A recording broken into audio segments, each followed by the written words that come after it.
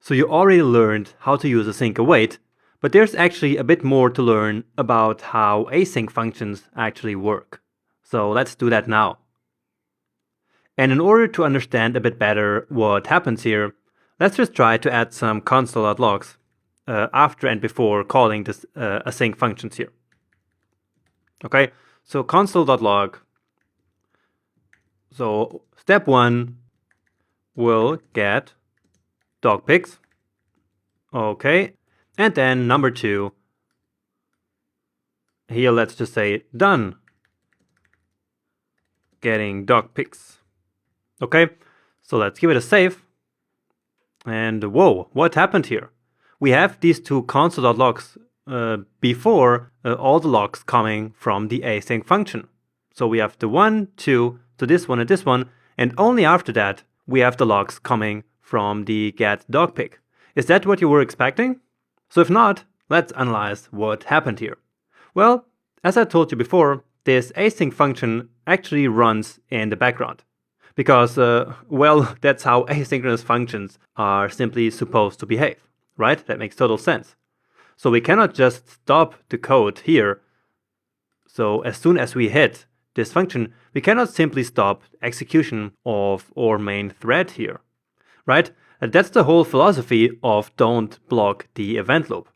So we need to get some dog pictures from the API, but that's not an excuse to stop execution of our code, so to block the event loop.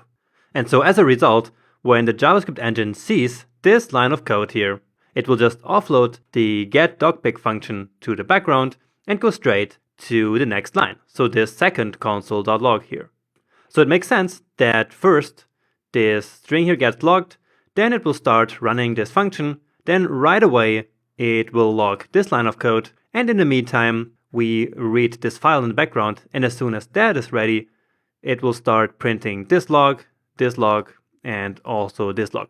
So that's exactly what happened here. 1, 2, and then the remaining 3 ones.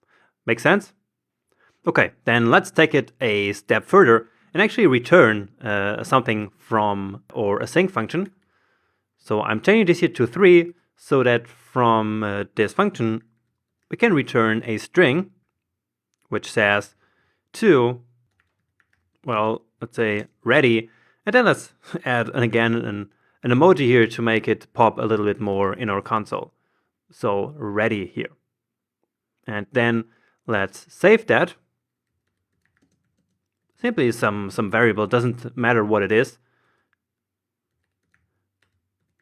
And then log x to the console. So let's see what happens.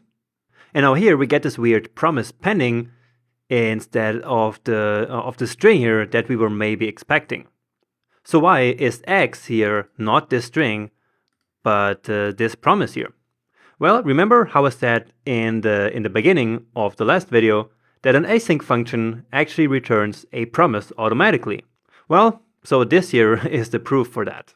So instead of logging ready to the console at this point, it just tells us that x is a promise, which at this point is still running, and so it's still pending. So that's why it says pending here. So JavaScript can of course not know that x will be this ready string here at some point. And so it simply moves on to the next console.log, just as we had discussed before. And at the time that JavaScript actually knows that this x here should be the string that we returned, well, at that point, this code here has long finished executing. But what should we do if we actually wanted to get that return value here? So what if we really wanted to return this string and log it to the console? Well, we would have to treat this async function as a promise. And so we would use the then method on it, or again, use async await. So let me show you how to do that. So instead of trying to save the returned value to a variable, we can use the then method on it. And so here is where we can then call it x. So console.log x, so just like what we had here, and then we would also do this one inside of the then handler. Okay, so let's review what we did here. So getDogPic returns a promise. Remember that? And so each time that we have a promise, we use the then method in order to get access to its future value, so the value that it will eventually return. In that case, this will be the toReady string. Okay, and so if we want to get access to that, we need to use the then method, like we just did here. And only after that, we then can log the third string like this. So if we give it a save now, like this, it should then work as expected. And yeah, it does. So we have our first log, then all the logs coming from our async function, then the ready coming from line 42 here, and finally the number 3. Perfect, and I hope it makes complete sense to you. Now, what happens if there actually was an error? Well, that's a bit more difficult to handle, so let's again cause an error like we did before.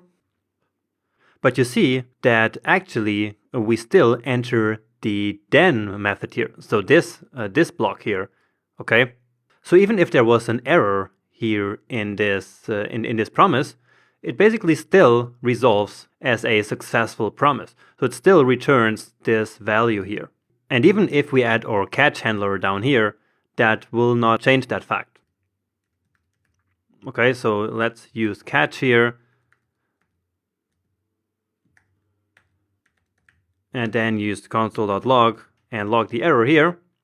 So you see that it still didn't log any error. And that's again because this promise here coming from this async function will still be marked as successful.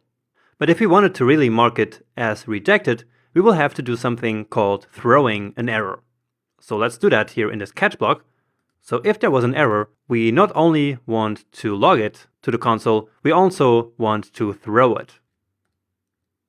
So we use a built-in JavaScript function called throw. And with that, we can throw an error. So this will now mark this entire function, this promise, as rejected. Okay, and here actually let's not just log this error. Let's simply do error to make it a bit more visible. Then something like an explosion maybe. Yeah, something like this. Okay, and so let's give it a save and see what happens. And bam, so now we have our error here actually. So it says I could not find that file. So this log is coming from this catch block here, but then also at the same time it will throw an error. And if it throws an error, that will then mark this entire promise as rejected. And so that's why we then enter the catch block down here, which will then, of course, in turn, trigger this console.log of this error. Okay, and this, of course, is a whole new layer of complexity. Okay, but it's still very important to understand how this works because it happens in real life all the time. So we need to return values from async functions all the time. And so it's important that you know how to actually handle these returned values. In this case, using then and catch. Now, the problem with this is that it mixes promises with async await. So we have async await up here, but then all of a sudden we're being back to using then and catch down here. So let me actually show you another pattern of doing this. Okay, so let's comment out this part here, not this way around, more like this. And so let's use async await for implementing this logic. Now we don't want to create a whole new named function for this, and so we're going to use a well-known pattern, which I hope you know, which is an IFI, so an immediately invoked function expression. Okay, so in parentheses we define our function like this, and then we call it right away. Remember that? And then in this case, since we want to use async await, we also say that it's an async function. Okay, and so this looks a bit weird here. But if you took, for example, my JavaScript course, this will look familiar to you actually. Okay, so again, you declare a function inside of parentheses and then call that function right away. And so this way, you don't have to declare a whole name function again that you will have to then call at some point later. Okay, now since we're using async await, we're using the try catch pattern again, like before. So catch. Have access to the error here, and we actually cannot omit this here. So even if we don't want to use this error, we still have to write it out here. Okay, in future versions of JavaScript, this will be gone, but for now, we need to do it like this. So this is where this error will be. And up here, we will have all these console.logs. So this one, and this one. And now I hope you know how to actually get the value from the async function. So you know how to do that?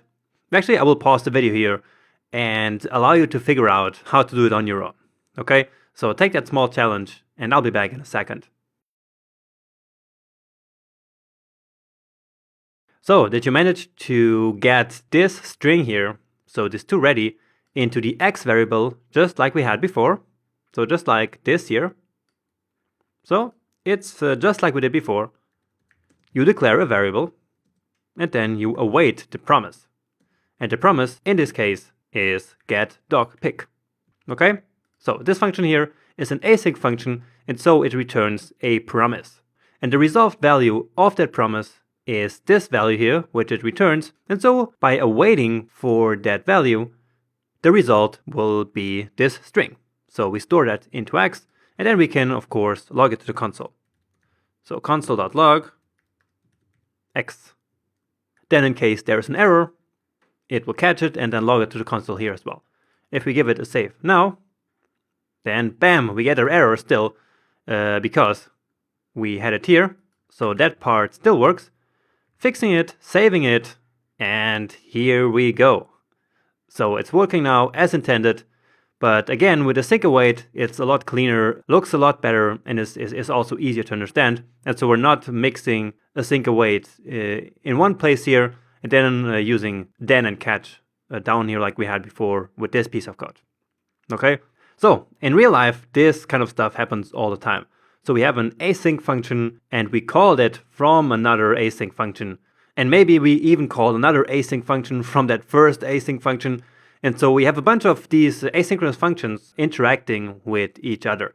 And so it's very important that you know how all of this works.